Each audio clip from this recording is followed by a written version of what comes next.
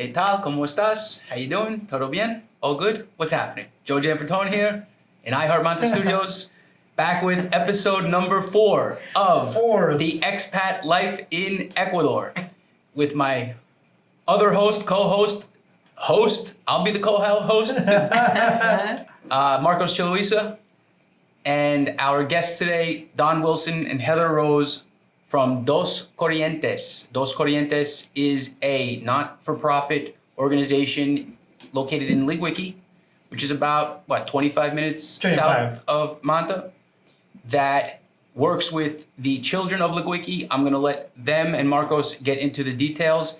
It is situated high above the ocean in between San Lorenzo Rock and Liguiqui on the mountain. The view is incredible. It's 20 hectares, 20 hectares, yes. Approximately 50 acres. And I'm going to let Marcos take it from here to get into the details of this amazing, amazing organization and what they're doing. Thank you, Joe. Thank you, Don. Thank you, Heather. It's a real pleasure for me to have you here. It's an honor because I know you for probably 6 or 7 years now. When you came to my office and you started working with us, it started as a client, and it's a long time that for me allowed me for you to know me, for me to know you, and I got this amazing invitation on how to get involved with Dos Corrientes and this program. Without any further ado, I would like to start asking you, when you were planning to come to South America or retire to outside of Canada, because you both are from Canada, why did you choose Ecuador? What was that would trigger you to choose, well, I want to go to this country? And if you knew about Ecuador before you moved down here? So I'll start, why don't I? When we were here for a wedding in 2007, and in 2007, we came down. My friend's nephew was getting married, and we were invited to a large family wedding. And so we came down, and when we saw Ecuador, it was so amazing to us that there was a country that was still as tranquil and as beautiful as Ecuador, because we've been to Costa Rica and Mexico and all the places that had been built up and overdeveloped. And we just loved the idea of being in a place that was just beginning to come into international exposure. 2007. Wow, that's a long time. Yeah. And Don, and what was for you coming to Ecuador? Well, Heather and I can be accused of revisionist history and a little bit of a different story, as especially now because so many years have gone by. But I think Heather essentially has it. But before I go into this side, I'd like to thank you, Joe, and thank you very much, Marcos, for having Heather and I. We love telling the Dos Corrientes story. We've been living and breathing the vision of the not-for-profit organization to really make an impact in the particular area where our farm is, near Liguiqui. And so, as I say, we love to tell the story. And Heather is right. We came down for a wedding. We spent the first couple of weeks after the wedding just touring the whole country, and we couldn't believe how beautiful Ecuador was. And Heather's right, the peacefulness and the tranquility and the nature of the people here. We thought, what a great place to visit more often and maybe even acquire a piece of land here. So that's how the story has started to unfold. Okay. I have one. Yeah, please. So did you always sort of communicate between yourselves that you wanted to retire outside of Canada, or was that something that just kind of... No, Well, that's where the story starts to change. That's where the story starts to change. Okay. Yeah, that's right. Go ahead, Heather. So, following that moment in our lives, friends of ours wanted to buy in Mexico, and we said, why don't you look in Ecuador? Ecuador's got just the most beautiful country, and the people are so invitational here. So our friend met up with another friend of ours, and they toured the whole country. And we said, if you find a piece of land, let us know, and we'll buy it. So he sent us photos, and then he finally sent us a photo of where we are now. Wow. And we said to him, okay, so let's buy it. So we went in on purchasing it with him, and they couldn't come up with the money because their house couldn't sell in Canada. So we were left with this purchase, which, and this is communal land. So this isn't just buying a piece of land in Ecuador. There's a long process of going through the comuna, and all of what we wanted to do there had to be signed off on. So that made us realize we're on some precious land here. So we need to think more deeply than just building a house and coming here for a few months. So that's over to you, Don. And that was where our dreaming began. And that's right. That's where the story started to unfold. And it was interesting because they toured the whole country to find a suitable spot that they liked, that they would like to build on. And they were driving down the road to Liguiqui, and they saw an elderly farmer. And they rolled down the window and said, "Do you know of any land that is for sale here?"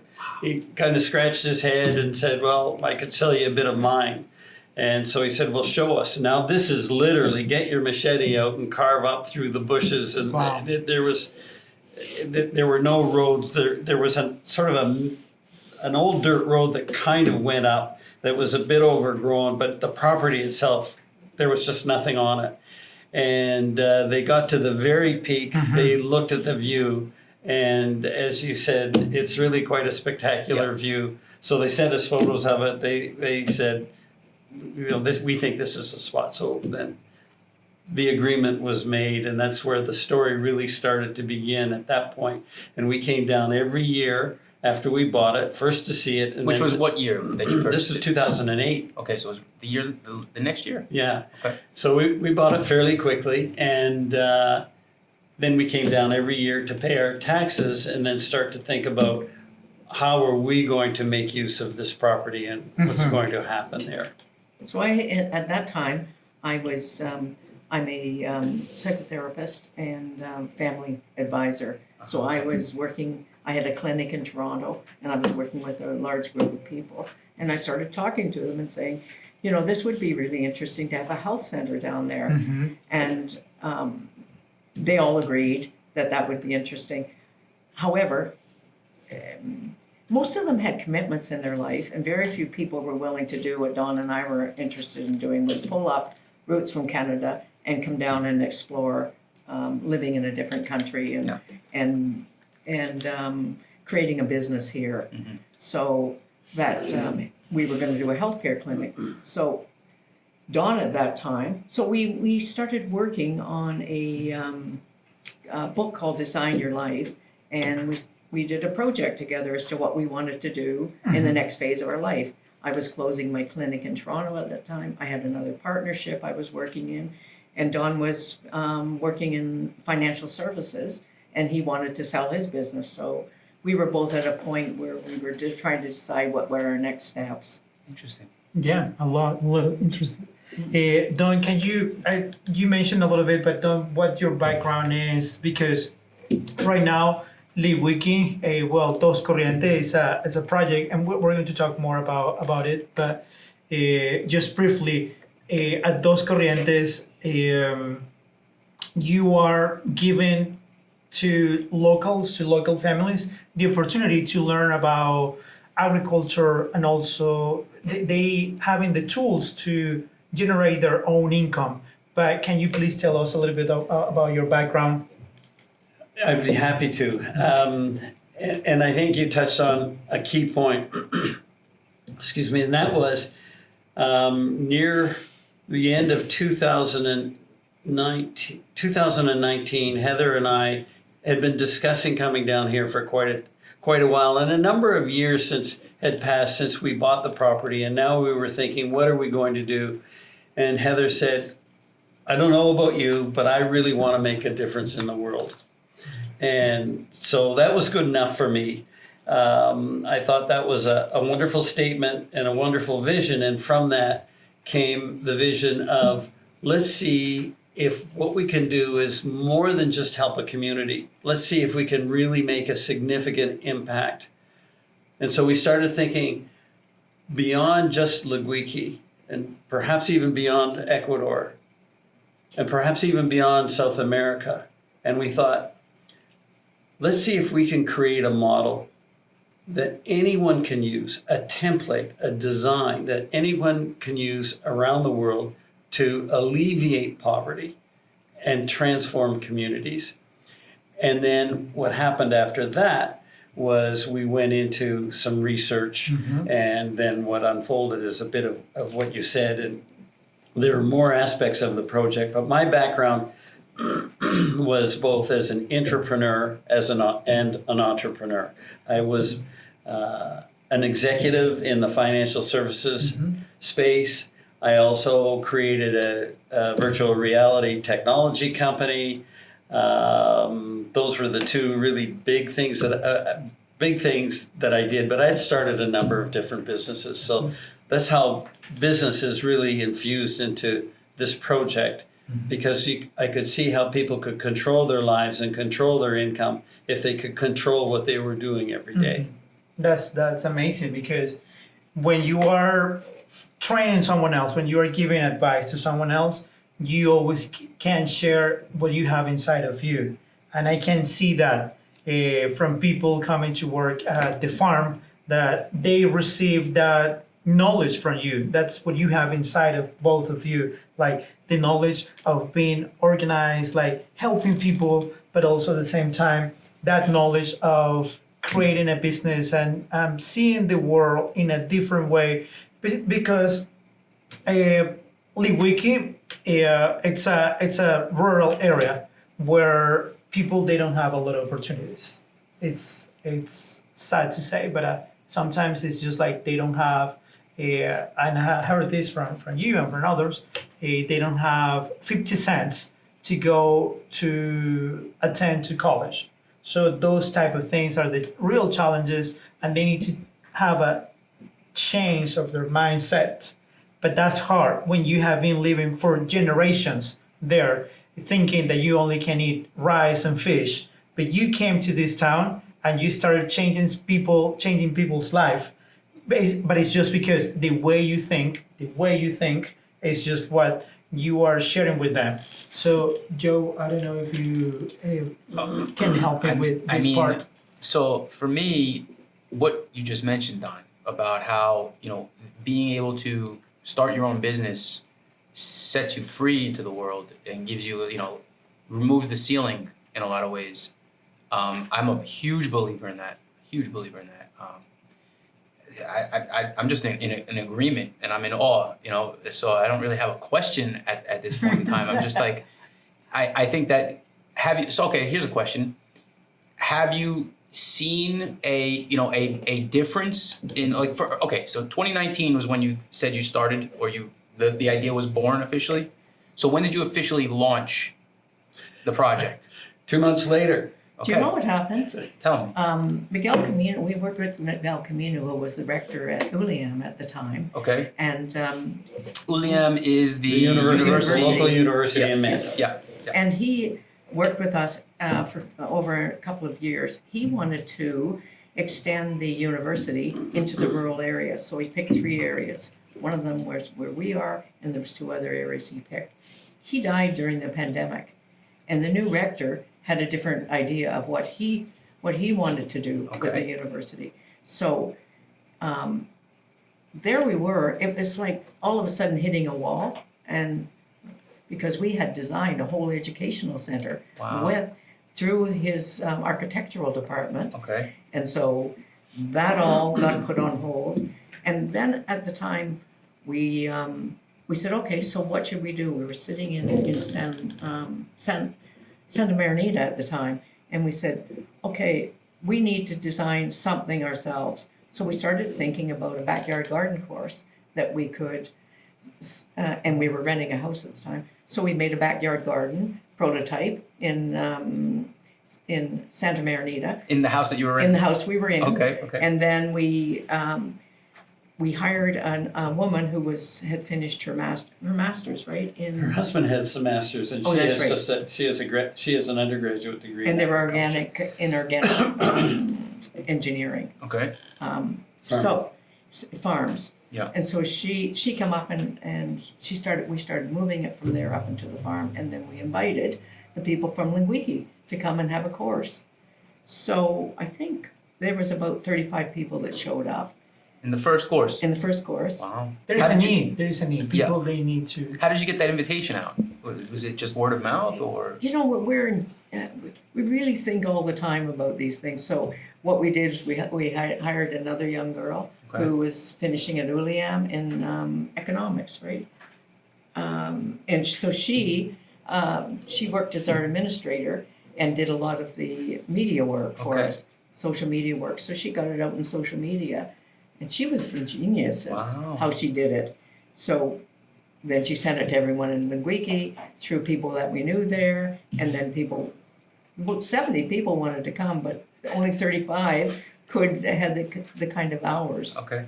So they came and they started, and we graduated all of them, and and everyone started a backyard garden. Yeah. Yeah. That was part of the course, and that was really fantastic because, as Margot said, their diet consists pretty well of fish and rice 3 times a day.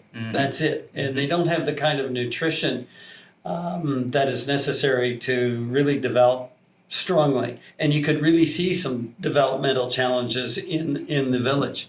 And so that's where the course was really, really helpful. And in order to graduate, you had to have your own backyard garden.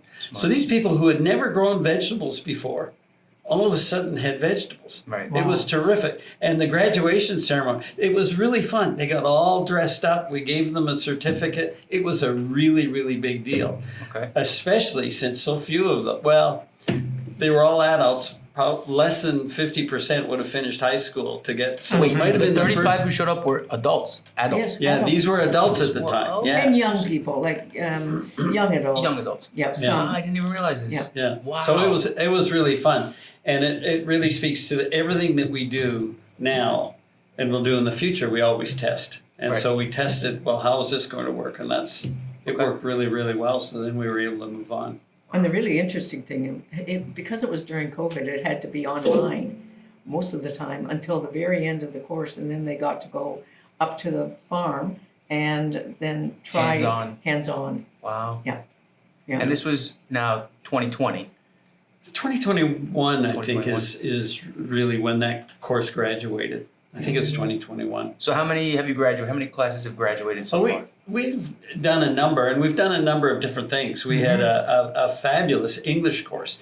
The village said to us through the research of this young woman, said that they wanted to have, and the question was how could Dos Corrientes integrate and be a part and be of value to the village of Liguiqui. And so what they said is, we need really good, healthy food. They said, we need our children to learn English. And then they said, we need income. So then a lot of our model was based on that very simple premise. And that simple premise was based on the United Nations Sustainable Development Goals. I noticed that on your website. Right. Yep. So that underpins everything, because the United Nations believes that if we follow these guidelines, we can impact poverty in the world by 2030. So that's what Don's talking about. How do you develop a model that can be used internationally? Templatized. Right. Pick it up. Move it over Yeah. there. That's exactly Exactly. it. it. Yeah. That's very efficient. Actually, when you want to start any business, Right. I'm assuming that you did something like this, like implementing one business model and then SOP. going to another one. I can see that. You're giving me too much credit. Yeah. That's true, actually, Marcos. That's how he does it. Yeah, I mean, Yeah. that's what, and that's very important because, when you are, because you both are leaders of the community. You came here as expats, Outsiders. but at the same time, you are part of the community because I know because I have spoken with some of the people from Liguiqui, and they see you as leaders of the community, and that's very important. That's important. When you're a leader, you have to share whatever you have in your heart, and that's what they are receiving right now. So they see you as leaders of the community. So when you have this business model and you implement and you put that in their minds, they will replicate that. They will do the same with other activities like they have ceviches, they have what other food? They have the pulpo, they have octopus there, which I have heard from my office a couple of days ago that they're surprised why they haven't had pulpo in Liguiqui, which is the most amazing in this Manta area. Have you ever tried the Specifically the pulpo in Liguiqui. Yes. I don't think so. I Yeah. don't think so. I've had ceviche at the restaurants that line the beach there, and I probably ordered mixto because I always order mixto, and it may have had. It might have had a bit. Yeah. Yeah, but apparently the pulpo is a thing. It's a real thing. So yeah, I mean those are the type of things and that everyone in Liguiqui they should feel like blessed about having you in the community. But what has been some of the challenges for you? Because when you started this, probably it was an empty lot. It was everything. I mean, you right now you have a construction there, but before I cannot imagine how this was like 5 or probably 6 years ago. How was that? I think it's not so much the empty lot because Dawn and I have always created out of very little. We see that this is what could happen here. I think for me, the most difficult thing for me has been the culture, transitioning from my own culture with my own expectations, my own urgency for things, my own prejudices that I carry with me that I didn't even understand how they would express themselves here and how I thought about people, and having to really examine my own heart every day about what is my expectation, what is my intention. Am I actually being humane in the way I'm treating people? And I have to examine this all the time for myself. And that has been my biggest gift that Ecuador has given me, is a place to examine my own prejudice and my own expectations and the things that I think should happen in life, and to get myself out of the way as much as I can for this project to become what it's as large as it can become. Mm-hmm. Wow, that's It's a gift from that I've never heard before that Ecuador has given somebody. It's very interesting. Very interesting. it is. It's so true because when you come here, coming from North America, you have some expectations, and we were And actually prejudices. we as were Heather talking mentioned. about that yesterday. More people should do that. By the way, that should be a lesson to expats before they get here. Be prepared to self-examine, to look in the mirror. Yeah, absolutely, because it is a real change of worlds. Yeah, because you have a different system in Canada. Let's be real. You have a different reality where you have more like you have more services. You have more people providing a different standard of services. But here, what we have here is like freedom. Sometimes people they have the feeling that they don't want to do things, but it's just because it's not because they're bad people. It's just because they're so free. They're free to do things without. At some point, this is good and this can be bad. But what I'm trying to say, I'm trying to pick the right words to say this, because people here, they live more like, well, day to day. Mañana. Yeah, so it's not like they have a 5-year, 10-year plan because they are happy now and they don't worry too much about the future. Yeah.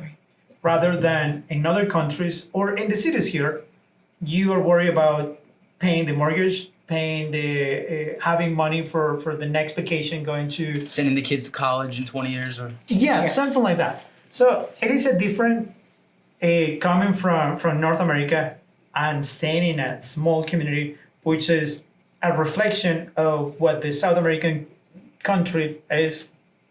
So I can see that like a real gift, as you said, and for other expats coming here and getting involved. For example, with Dos Corrientes, I'm very sure that they will get that from the whole community because this community is so willing to give you love, no matter where are you coming from. They're so ready to share their love with anyone coming to share time with them. have you guys gotten any sort of pushback from anyone, from locals or other expats or anything like that? Have you hit any obstacles in that regard?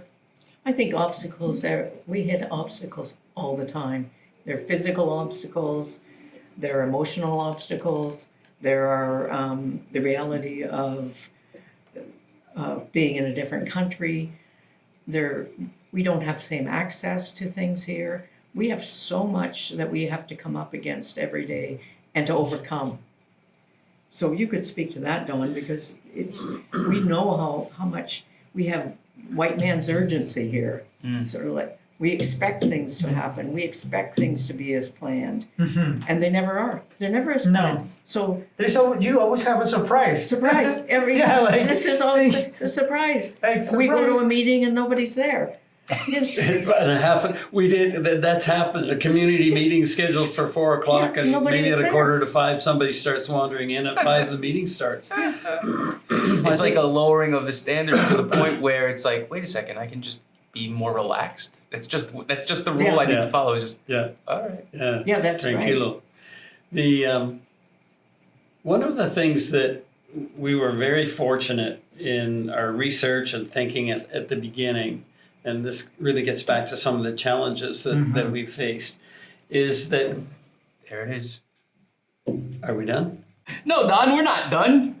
We're just in different clothes. That's all.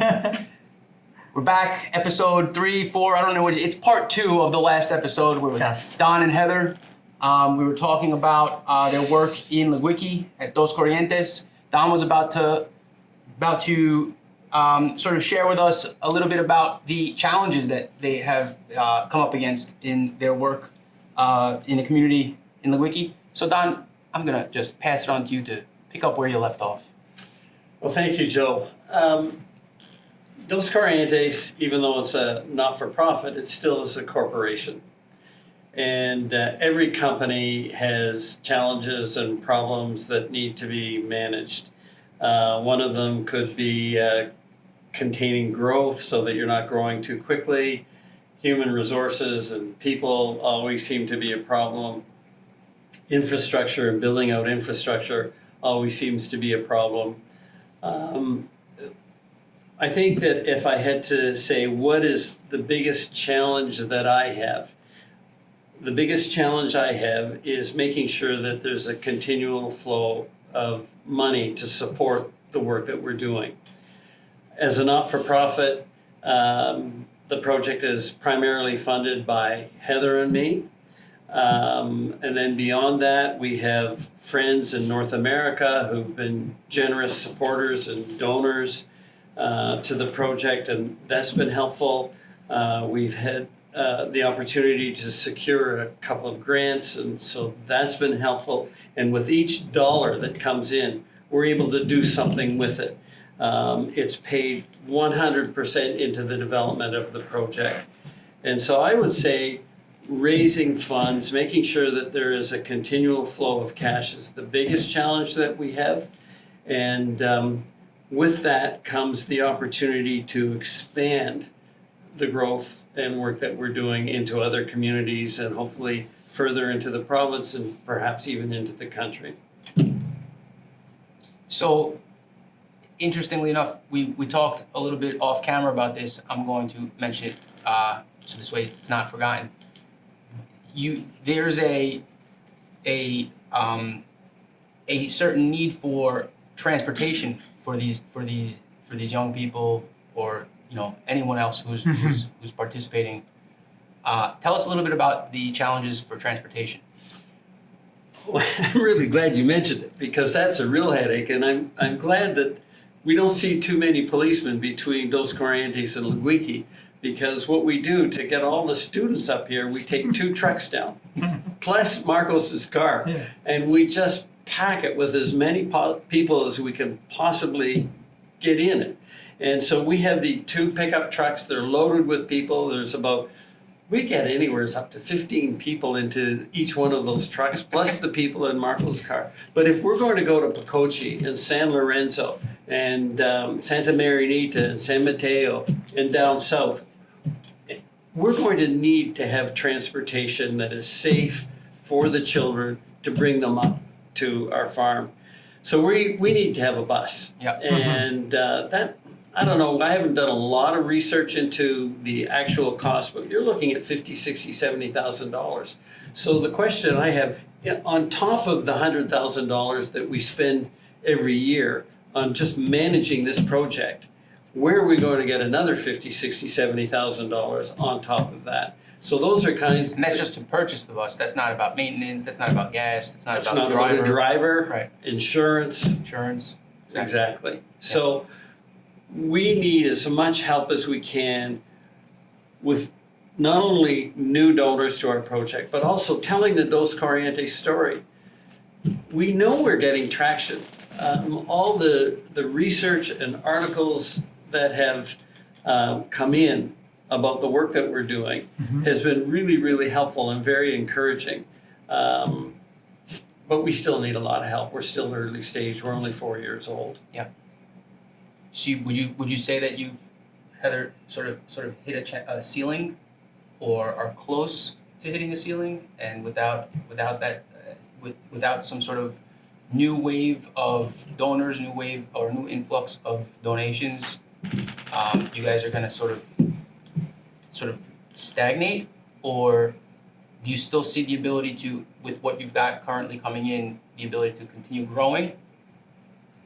One of the things that I see as very important that we do is that we plan very well. We create a vision, we plan, and we make a blueprint of where we're going. And that, I don't see hitting a wall ever on this. I see once that's in place and it's down on paper, we work it and then it occurs, because people we meet are interested, and it just builds and builds that way. It doesn't stop. The only thing that would stop it is if we didn't network, and we network all the time. Yeah. And we tell people what we're doing. Yeah. Like here. Yeah. And we work with Marcos, and he networks. Oh yeah. And lets Network people master. know what we're doing. So that's the most crucial thing for us, is creating a really good network system. Okay. So, in that vein, where can folks go to donate? www.doscorrientes.com. And if you're a Canadian citizen and paying taxes up in Canada, you can press a button and you're directed directly to the University of Fraser Valley. They issue a tax receipt, steward the money for us, and upon us showing them the expense that we've made, they will release the money. So it's totally compliant with the CRA, and the donor gets a tax receipt. If they're not a Canadian paying tax in Canada, they can donate directly through us. There's another portal on the website right beside it. So they're side by side. Dos Corrientes through the university and right directly to us. Yep. Right on the homepage. It's es.doscorrientes.com. DOSCORRIENTES.com. We'll put a link in the description at the bottom of the video. We'll put a little graphic in the video itself, and we'll share the heck out of this podcast. We're also gonna cut it up. We're gonna cut it up into little, what we call reels, shorts, little 60-second, 6-second, 10-second, 15-second clips, and we'll throw those out onto the into the ether for them to gobble it up online. Are there any other closing statements that you would like to make, Mr. Marcos? Yes, of course. I really want to know what is that because I feel honored to be working with you at Dos Corrientes and with all the kids. And there's one interesting thing that when I was invited and when we started, when I had the opportunity to start, we had 13 kids.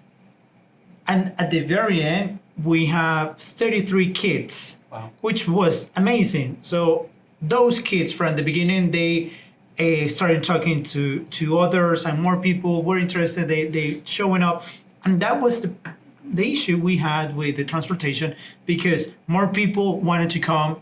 They didn't want to be left out of this. Speeches, out of these classes we have every Thursday. So for me is like, you have your vision, but what is that engines you every day to keep doing this for Dos Corrientes? What is that spark of mentality you have to keep this going? Because I know other expats living here in Ecuador. I mean, but they are doing other stuff. Like, for example, you have the chance just to be sitting in a hammock or just drinking a beer at 5 p.m. But I know you're hardworking people, that you are always trying to develop, always trying to network with others. And what is that? Because for me, I want to learn that from you today. And our audience, I believe they want to learn from you. Well, what you've said is, and what I picked up on is, what ignites the village is growth. They see it. They saw it when we went and talked to them. They realized through us, they could, their children could reach their potential. Mm-hmm. And when we did the research, they told us how. Employment, education, food. This is how we will reach our potential. The thing that we have learned is we didn't even understand what poverty meant. We didn't know that, we thought poverty meant you didn't have material goods. But poverty actually means you're not valued. You're not well thought of. And so Dawn and I both have in our hearts that there's nobody better than us, and we're the same as every people we work with. We're the same. And because of that treatment, that word spreads. And so we've just become part of the village life with them. Mm-hmm. What makes me think of that is one of the classes we have with the kids, and they learn this: service open you opportunities, and that's very important. And that's something you have because you are giving back a service to the community, and that I know from them that they have you in their hearts. So it's just like a good sample for those kids, that service, it will be giving you more opportunities, and they see that on you.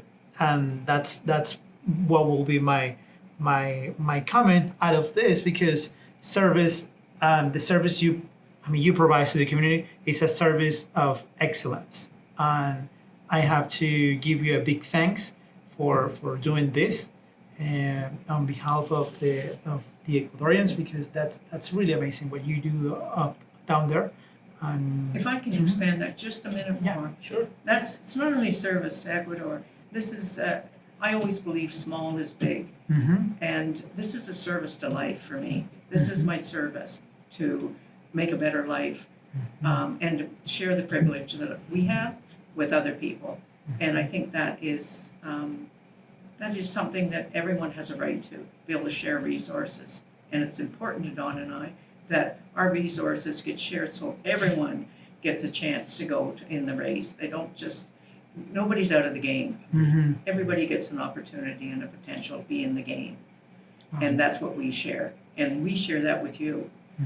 Absolutely. Thank you. Thank you. You'd be surprised how many amazing people are hiding or being hidden, and they just need a little thing like this to sort of give them that push. Yeah. And and I believe that that's overabundant in Ecuador and South America and Latin America. I think that for what you guys are doing, and that sort of opportunity or possibility for opportunity, just knowing, just the word getting around that this is something that can be done, is a motivating factor. And I think that what needs to happen now is, like you said, the word to get out to North America, not just to your circle of friends and family, but to some mainstream sources. And I'm going to see if there's any way we can help to make that happen. Absolutely. Thank you. If I can also make just a couple of comments on top of what Heather has said. I look at this mug, I love Manta, and it made me think that a lot of our initiatives come from a source of love. And we've both been blessed in our lifetime with our marriage, with the people that we've met along the way. And so giving back some of that love is something that it just follows suit. It's not something that we plan on doing, but it just happens. We publish a quarterly journal, the Dos Corrientes journal. And if anybody wants that, all they have to do is to get on our mailing list is just send me an email at Dawn at doscorrientes.com. Yeah. So many email addresses. Dawn at doscorrientes.com. Just send me a little note. I'll put you on our mailing list, and it just outlines what we've done in the last quarter and what we're planning on doing in the next quarter. I'm going to extend it a little further. We mentioned the young man before off camera, who is helping Don and Heather with their website, or aspires to, and that's something that I have a little experience with.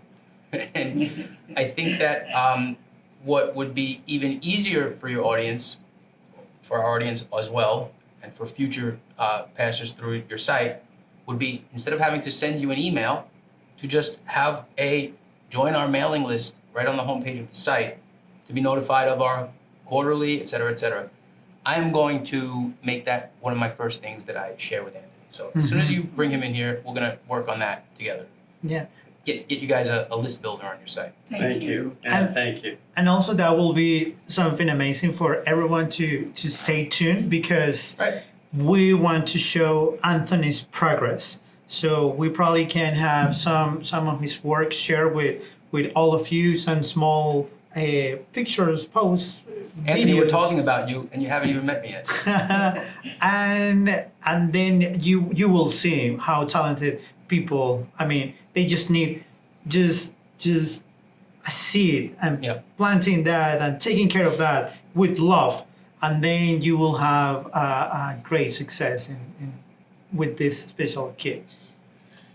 Thank you, Joe, for having us on this podcast. And thank you, Marcos, for the tremendous amount of work that you've done to really grow in 2023. Grow the Dos Corrientes project. It's really been fabulous for us. And we've had remarkable success that is just because of the work that you've done there. So we would like to thank you most sincerely for what you've done. Thank you.